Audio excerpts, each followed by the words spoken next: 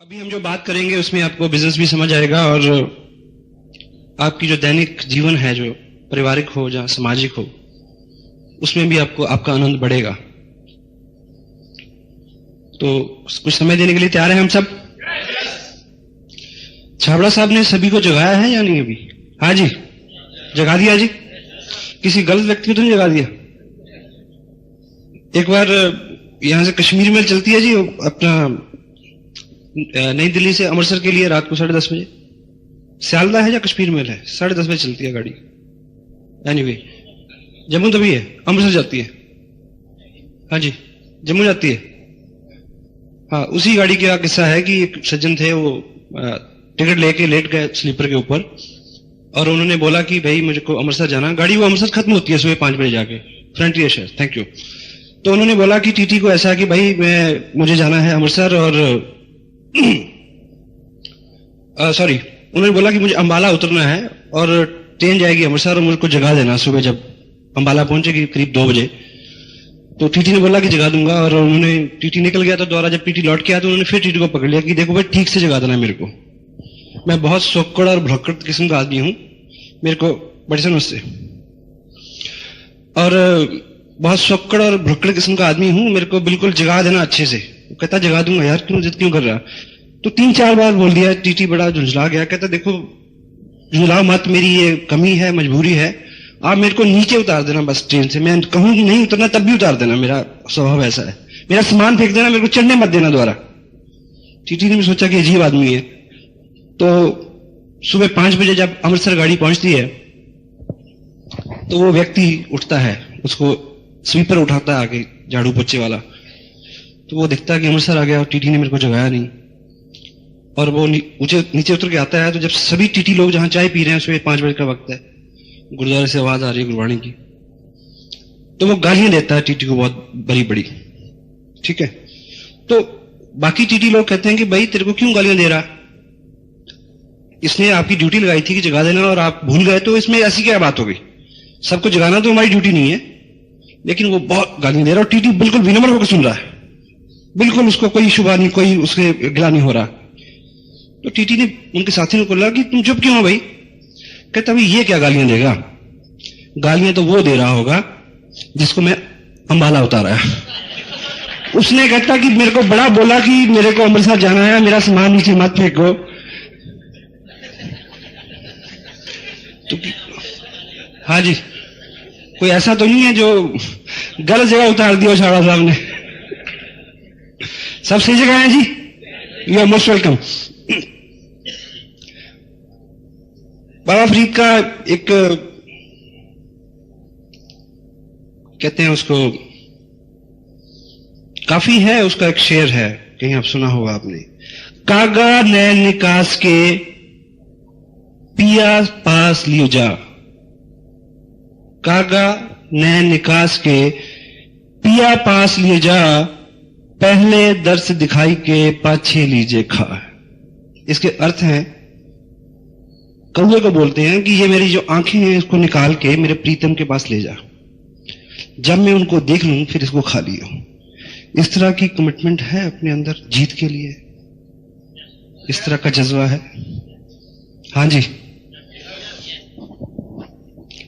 सिर्फ जज्बा चाहिए। अभी एजुकेशन की बात हो रही थी, अपने चीफ मिनिस्टर हैं हरियाणा के भजनलाल जी। हाँ जी, अभी नहीं है लेकिन है, फिर आ जाएंगे। वो वहां पिछले 25 साल से अदला-बदली देख रहा हूं मैं। एनीवे, तो उनकी क्वालिफिकेशन के बारे में आपको नहीं पता होगा शायद, महाराजा रणजीत सिंह की क्वालिफिकेशन के बारे में आपको नहीं पता होगा, अकबर की क्वालिफिकेशन के बारे में आपको नहीं पता होगा। क्वालिफिकेशन से कुछ नहीं होता, जज्बों और इरादों से होता है। और आप सब आम आदमी हैं जी, या खास भी है कोई बैठा हुआ यहां? मैं तो आम हूं, आप क्या मानते हैं? आम आदमी है जी। ब्रक हेजिस एक बहुत बड़े इंटरप्रेन्योर हैं वर्ड के, उन्होंने बहुत सारी किताबें लिखी हैं, कभी मिले तो पढ़ना। एक बुक है उनकी, यू इनकॉर्पोरेट। उसमें वो लिखते हैं कि कॉलेज में जब A क्लास स्टूडेंट होते हैं, A क्लास, वो उस कॉलेज में प्रोफेसर बन जाते हैं। लॉ कॉलेज की बात करते हैं, लॉ कॉलेज में A क्लास स्टूडेंट क्या बनते हैं? Law professor. और B क्लास स्टूडेंट होते हैं वो जज बन जाते हैं। और सी क्लास स्टूडेंट जो होते हैं वो छोटे मोटे वकील बनते हैं, लेकिन बाद में वही प्रधानमंत्री का या राष्ट्रपति का इलेक्शन लड़ते हैं। आपने देखा होगा बहुत सारे, जब चुनाव के दिनों में पोस्टर छपते हैं ना, तो लिखा होता है फलां फलां फलां एडवोकेट। तो एडवोकेसी पता नहीं वो दस्ती होती है या कागजी होती है, आई डोंट नो, पर उनमें क्या होता है जी, जज्बा होता है और उनमें जोश होता है, या उनमें प्रतिभा होती है। योग्यता और प्रतिभा अलग अलग चीजें हैं जी।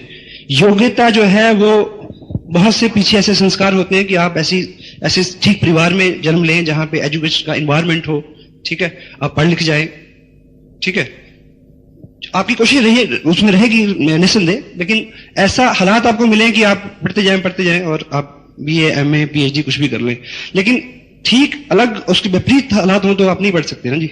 होता है जी ऐसा? हाँ जी, होता है ना जी। तो अगर वैसा हो गया हो किसी के साथ तो डोंट वरी, आज आप ऐसी प्लेटफॉर्म पे हैं जहां पे आज आप अपना हर गुस्सा निकाल सकते हैं। गुस्सा मैं राइट सेंस में कह रहा हूं। इस ऑर्गेनाइजेशन को उन लोगों की जरूरत है जिनको गुस्सा आता है, लेकिन वो गुस्सा जो गुस्से को मैनेज कर लें और उसको पॉजिटिव वे में निकालें। ठीक है जी, गुस्सा है,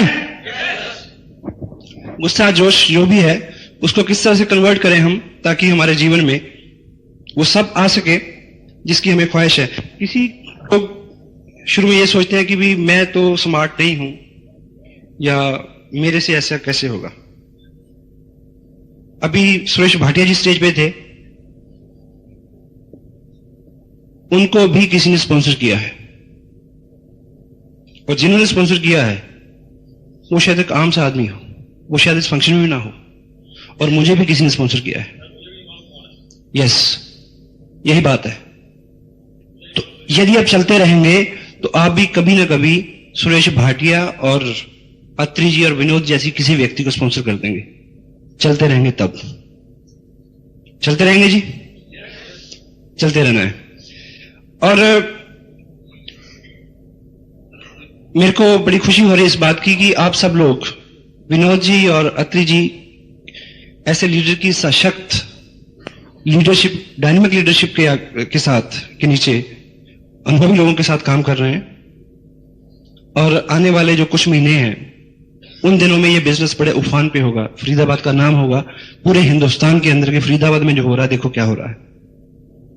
तो इस शहर में अगले 2 साल में बहुत सारी कारें खरीदी जाएंगी, बहुत सारे मकान बनेंगे।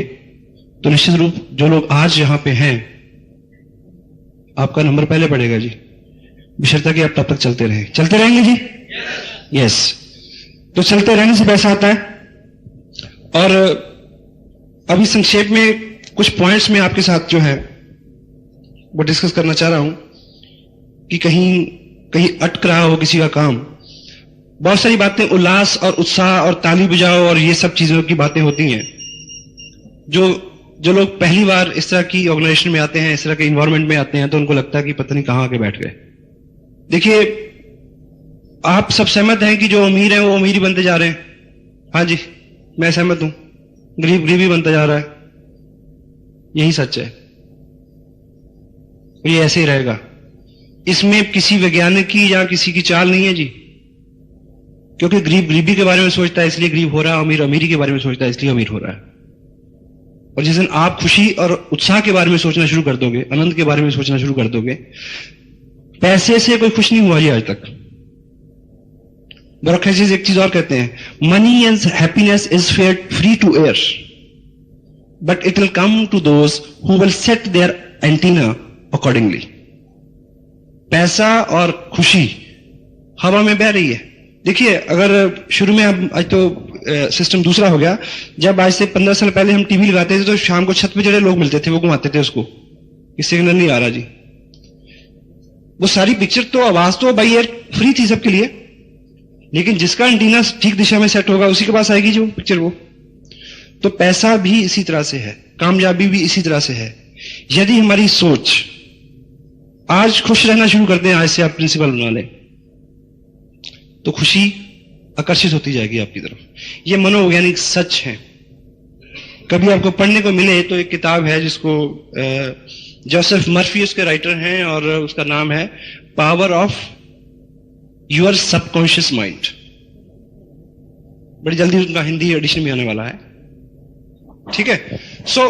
और इत्तेफाक यह है कि अगर आप बहुत सारा नहीं पढ़े हैं और बहुत सारा नहीं पढ़ना चाहते हैं तो यहां आते रहे ऐसे सेमिनार्स में, ठीक है।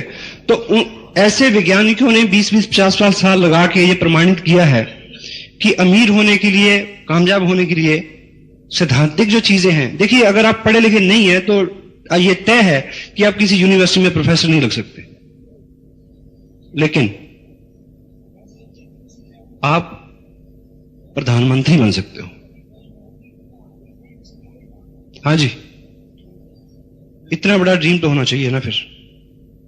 तो आज जितनी भी तैयारी है, जो भी जहां भी हम खड़े हैं, उससे बहुत बड़ा फर्क नहीं पड़ता। आप कहां से आए हैं उसका कोई मतलब नहीं है, आप कहां जा सकते हैं उसका मतलब है, और जाएंगे उधर जिधर अपना रुख होगा। तो आज आपका रुख एक ऐसी अपॉर्चुनिटी की तरफ है जिसने हजारों हजारों ऐसे एग्जाम्पल पैदा किए हैं हिंदुस्तान में। तो निश्चित रूप से आप भी उधर जाने वाले हैं, और ये उत्साह बना रहे। अभी कुछ टेक्निकल बातें हम करेंगे। शाबरा साहब ने एक बात अभी आपके सामने रखी थी कि प्लान दिखाना है। हाँ जी, प्लान दिखाना है, प्लान बताना नहीं है। तो प्लान दिखाने से अभिप्राय क्या है? कितने लोग हैं जो हाथ से ड्रॉ करके किसी को प्लान दिखाते हैं? मैं सीधा है, हाथ से ड्रॉ करके किसी को प्लान दिखाते हैं। अब देखिए, प्लान बताने में और दिखाने में एक मनोवैज्ञानिक अर्थ है, इसको समझने की कोशिश करें। जब मैं किसी को प्लान बताता हूं तो उसको लगता है कि मैं बोल रहा हूं, वो सुन रहा है, क्योंकि जब भी कोई आदमी मुंह खोलता है तो सामने वाले को एक मैसेज आता है कि इसमें इसका कोई स्वार्थ है जो बोल रहा है। तो जब मैं किसी को बताता हूं तो मैं उसको संबोधन करता हूं। जब मैं उसको ड्रॉ करता हूं तो वहां एक थर्ड पार्टी होती है, क्योंकि मैं वहां एक मैन्युफैक्चरर बनाता हूं, मैं एक कस्टमर बनाता हूं, मैं एक कंपनी बनाता हूं, आरसीएम लिखता हूं। तो तब वो उससे बात कर रही होती है, जबकि बोल मैं रहा होता हूं। इन चीजों में इसीलिए वो आपकी बात सुनते ही एकदम रिएक्ट करता है। होता है जी? सहमत है आप? अगर सहमत ना भी हो तो कोई बात नहीं, लेकिन रिजल्ट इससे आएगा, प्लान दिखाने से आएगा, ठीक है। और जो भी लोग प्लान दिखा रहे हैं आज की डेट में, वो चाहते हैं कि मार्च महीने की 15, 16, 18 तारीख के बीच जो आपका चेक का है वो इस फरवरी से डबल हो। तो एक कोशिश करें जी, अगर आपकी डाउनलाइन में 5 लोग प्लान दिखा रहे हैं तो 28 फरवरी से पहले पहले उनकी संख्या 15 कर दो। उनको बिठाओ, उनके सामने 10 बार प्लान दिखाओ। MLM, manufacture, consumer, distributor, this blah blah blah. 5 साल पहले, 2.5 साल पहले कंपनी शुरू हुई, 5 लाख लोग जुड़े, अराउंड 20 करोड़ रुपया बटा। आरसीएम कंसेप्ट का नाम है। 1300 रुपए लेकर 3000 रुपए तक की 18 किट, ठीक है। आप जुड़े, 2 लोग जुड़े, 5000 पे 10%, 10 पे 12.5, 15, 18, 20, 25, 30, ठीक है। दोनों लग 30, 6% रॉयल्टी, 21,000 इनकम, दोनों 30 पर 3 महीने सस्टेन करेगी, 40,000 से प्लस, ब्ला ब्ला ब्ला। कितने मिनट लगे? अपने ग्रुप में अगर 5 लोग हैं तो उनको 15 कर दो। अगर खुद नहीं सीखा है तो उसको पकड़ लो जो भी नजदीक है, जो आपको सिखा सकता है। सुबह, दोपहर, शाम, कभी भी प्रैक्टिस से होगा जी। सीख लेंगे जी? कितना इसमें हुनर चाहिए मुझे बताइए। और कोई आदमी आपको नहीं पूछेगा कि आप इसको जानते हैं या आपने रट्टा मारा हुआ है। हाँ जी, कोई पूछता है जी? ठीक है, तो ये बात हो जाएगी। ये काम देखिए, हाँ नाम में जवाब लेते रहिए, हो जाएगा जी? यस। और इसके आगे देखिए, इनविटेशन की बात आती है कि आप लोगों को इनवाइट करते हैं कि आप उनको उनका प्रोजेक्ट, उनका प्लान देख लें। तो लोग आ जाते हैं जी आराम से? नहीं आते जी? क्या कहते हैं जी आप उनको? हाँ जी, ऐसे बहुत प्लान देखे हैं, तो उनको प्लान मत दिखाना। देखिए, कोई चीज, हर चीज आपके लिए उसी तरह से काम करे ये मैं गारंटी नहीं देता, लेकिन उसमें नए नए तरीके खोजे जा सकते हैं। अगर कोई आप ही के सेक्टर में कोई व्यक्ति रह रहा है और वो आपके घर उठ के आए, बड़े दूर होगा ना, बड़ा काफी फासला हो गया, 2-4 मीटर का या गज का या ना 1 किलोमीटर का। एक व्यक्ति को मैं बुलाता हूं, वो कहां से आता है? करीब वो 150 किलोमीटर चल के आता है। लेकिन मैं उसको क्या बोलता हूं? मैं उसको बोलता हूं कि मेरे एक फ्रेंड है, वो एक बहुत बड़ी मिल है भीलवाड़ा में, उसके डिस्ट्रीब्यूटर हैं। ठीक, झूठ तो नहीं बोला मैंने? हाँ जी, झूठ तो नहीं बोला? और उनको मैंने बोला कि वो जो डिस्ट्रीब्यूटर हैं वो उस कंपनी के जो मालिक हैं उनके बड़े करीब हैं। गलत तो नहीं कहा? ठीक कहा जी। और वो आपके एरिया में एक डिस्ट्रीब्यूटरशिप देना चाह रहे हैं, क्योंकि उस एरिया में पहले कोई नहीं है, या है तो, लेकिन आपको, मैंने आपके बारे में उनको बताया, आपकी बैकग्राउंड के बारे में, तो वो कहते हैं कि हां, और उसमें कोई आपकी इन्वेस्टमेंट भी नहीं होगी, लेकिन आपको एक दिन निकाल के इसको चेक करने आना पड़ेगा। तो वो दुकानदार आदमी है जी, कभी दुकानदार बंद करता है दुकान? नहीं करता ना जी। उस आदमी ने दुकान बंद की, शटर लॉक किया, जलंधर से कैथल तक वो आया और देख के चला गया। अब वो ज्वाइन करे या ना करे, काम करे या ना करे, मेरा काम क्या था? एक इनविटेशन देना ताकि वो उसको देख ले। कामयाबी मिली? हाँ जी, मिली। तो ऐसी सौ तरकीबें हो सकती हैं। और जब मैंने बोला कि एक व्यक्ति है जो कंपनी का डिस्ट्रीब्यूटर है, तो मैंने झूठ नहीं बोला। जब मैंने ये बोला कि वो कंपनी के मालिक को जानता है, उनके साथ नजदीकी है, तो मैंने गलत नहीं बोला। लोकचंद छाबड़ा जी के बारे में मैंने जिक्र किया तो मैंने गलत नहीं बोला। कुछ भी गलत बोले बिना मैंने उससे फैक्ट बताए उसको सारे। डिस्ट्रीब्यूटरशिप आरडी के बारे में हमारे यहां बात होती है, सारी कहानी सच है जी, कुछ झूठ नहीं है। वो उसको ट्रेडिशनल तरीके से कर ले या नेटवर्किंग से कर ले। मैसेज ठीक गया? और दूसरा क्या है, मैं ये मानता हूं, आप कहीं भी जाओ तो आपको लोग कहेंगे कि यहां नहीं, यहां तो बहुत सारी कंपनियां आई, यहां तो माहौल बहुत खराब हो गया, ऐसा लोग बोलते हैं जी। ये हर जगह है। और मैं इस पीरियड को नेटवर्क के लिए सबसे हेल्दी समय पीरियड मानता हूं जी, क्योंकि लोग ऊब चुके हैं गलत चीजों से। आप उनको सही चीज दिखाओ, उनकी समझ में आएगी, पर दिखानी आपको पड़ेगी।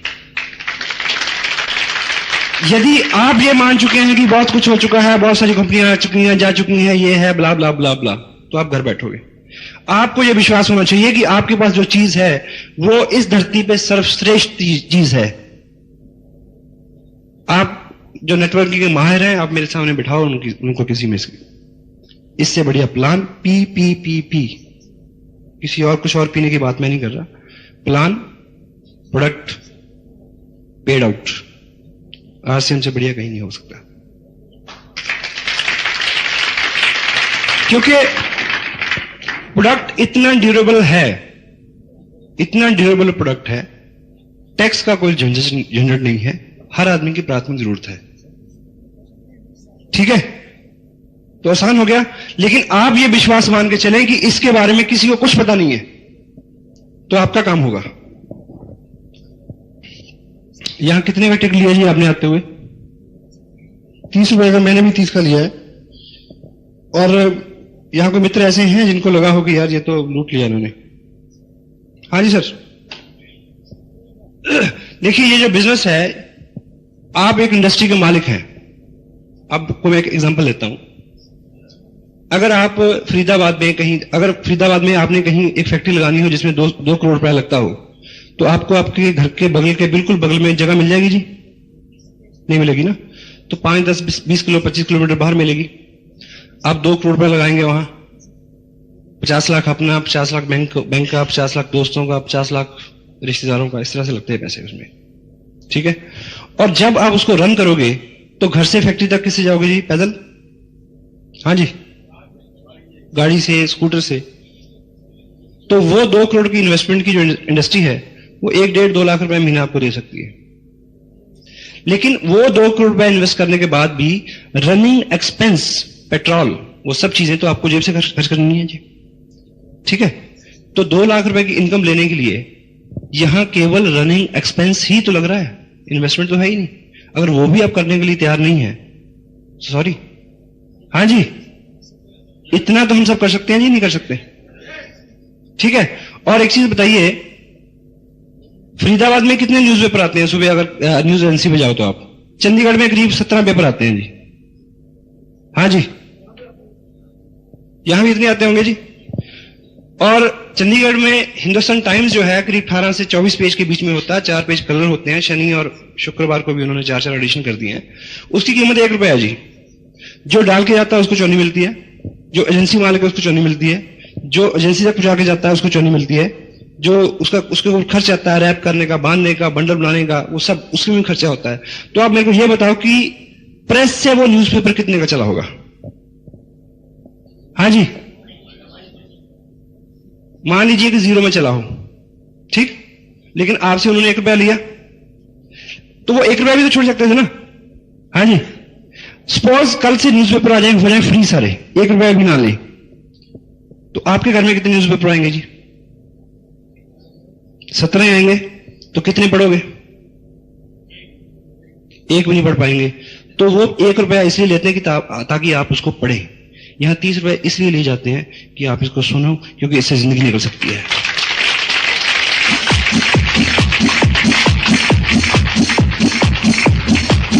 एक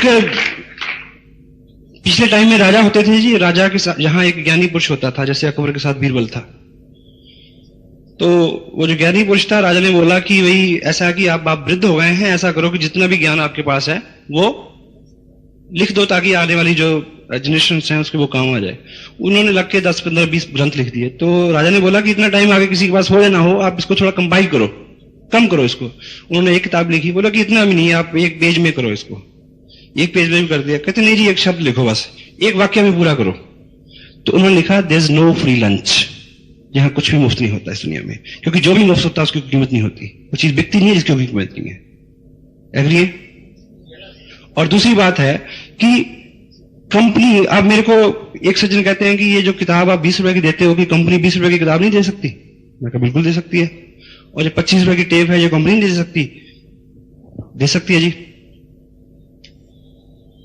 तो मैं कहा कि मैं ऐसा सजेशन भेजता हूं, रिक्वेस्ट करता हूं कि शायद वो अगली बार से फ्री आ जाए आपके पास। पर मैं कहा मेरे को एक चीज बताओ, यदि ये कंपनी सब दे दे आपको, तो जो 41% बोनस मिल रहा है वो 30% रह जाएगा। कहते जी कोई बात नहीं। मैं कहा ठीक। मैं कहा 2 साल बाद आपको चेक अगर आए 2 लाख का, लेकिन इस तरह से ये प्रयोग करने से आए 31,000 का, तो कितने का घाटा हुआ जी आपको? तो अभी फिर ₹40 खर्च लो तो क्या दिक्कत है कि 1,40,000 का घाटा खाना है 2 साल बाद? हाँ जी। तो कंपनी तो सब कुछ कर सकती है जी। कंपनी तो पहले भी बहुत कुछ कर रही थी। कंपनी को आपके शरीक होने की जरूरत नहीं है जी। हमें इस तरह की कंपनी की जरूरत है जिससे हमारे घर में खुशहाली आ सके। और बहुत सारी कंपनियां हैं, वो बहुत कुछ देती हैं। देखिए, ये उल्टा बिजनेस है। अगर जब भी कोई आदमी इस बिजनेस की कंपैरिजन बाहर वाले बिजनेस से करता है, तो उससे एक ही बात पूछ लो जी, कि वहां कपड़ा खरीदने से पैसे नहीं मिलते। उल्टा हो गया ना। तो इसलिए यहां सब कुछ उल्टा है। बर्दाश्त करें, थोड़े दिन हमारे साथ रहें, आप कंफर्टेबल हो जाओगे। आज तक कपड़ा, देखिए मान लीजिए आपके ससुराल की दुकान है कपड़े की, तो आपको सारी उम्र कपड़े फ्री मिलेंगे जी? बिल्कुल मिलेंगे। हिंदुस्तान में ऐसा होता है।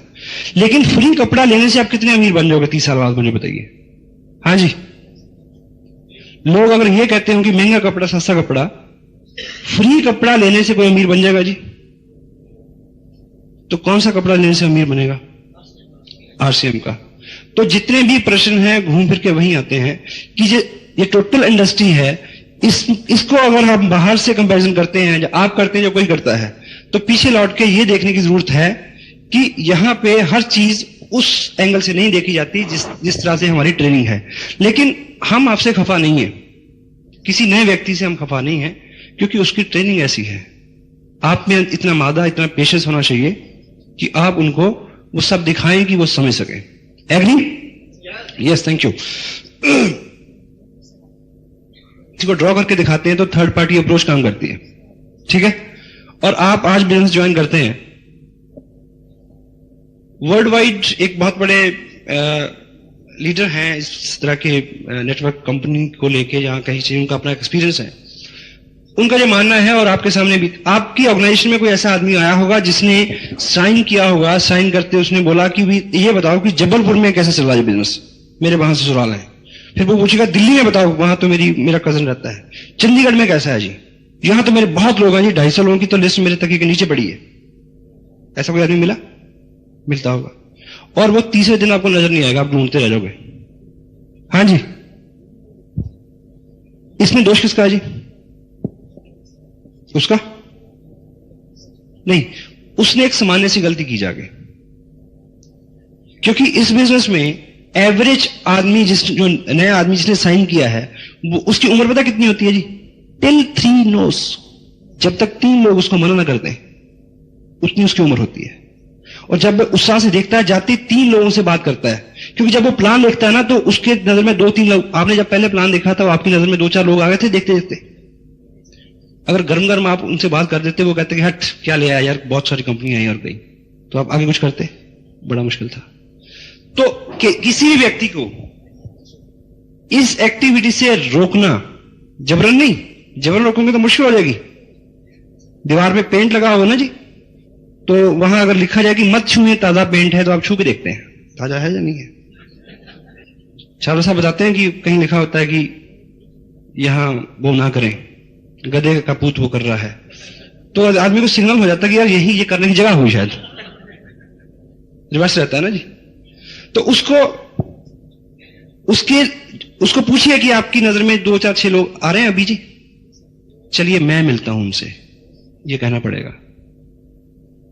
क्योंकि आप उसके लिए क्या हो? Third party approach.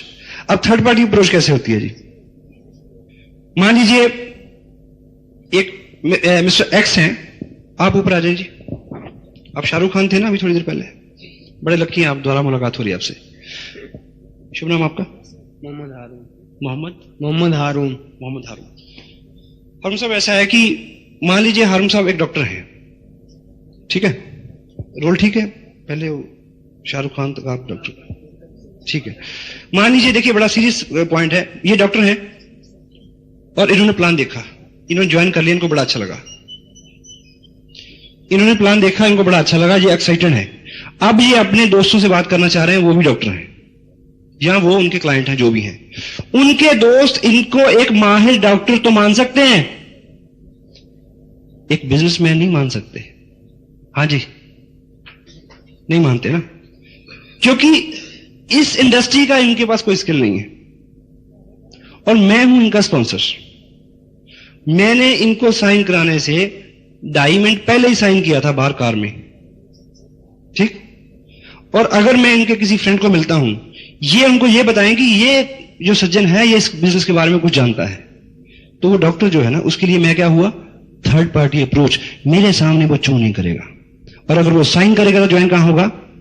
अभी हम जो बात करेंगे उसमें आपको बिजनेस भी समझ आएगा, और आपकी जो दैनिक जीवन है, जो पारिवारिक हो या सामाजिक हो, उसमें भी आपको आपका आनंद बढ़ेगा। तो कुछ समय देने के लिए तैयार हैं हम सब? छाबड़ा साहब ने सभी को जगाया है या नहीं अभी?